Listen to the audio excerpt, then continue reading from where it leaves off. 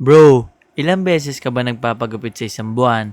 Isa? Dalawa? O hinihintay mo na lang magmukhang buhaghag yung buhok mo? Ito, real talk. Depende yan sa style mo. Kung fade yung gupit mo bro, katulad ng low fade, mid fade, or high fade, dapat mga 1 to 2 weeks nagpapagupit ka na. Kasi mabilis mawala yung linis ng fade nun eh. Kapag tumubo yan, magmumukha ka na ulit gusgusin kahit bagong ligo ka pa. Kung medyo medium length ka naman, like textured crop, side part, or messy style, pwede na ang 2 to 3 weeks. Hindi mo naman kailangan ng laging bagong gupit eh. Basta marunong ka mag-style, okay na yun. Kung long hair ka naman, okay na yung 1 month or 1 month plus bago ka magpagupit kasi maintenance cut lang naman yung kailangan mo. Trim lang siya para hindi buhagag at healthy pa rin tingnan. Ang problema kasi sa iba, nagpapagupit lang pag napapagalitan na ng jowa o kaya may lakad lang. Hindi dapat ganon. Hindi ka dapat nagpapagupit para sa iba. Dapat nagpapagupit ka para alagaan mo yung sarili mo. Kasi pag bagong gupit ka, aminin mo, iba yung dating mo, di ba?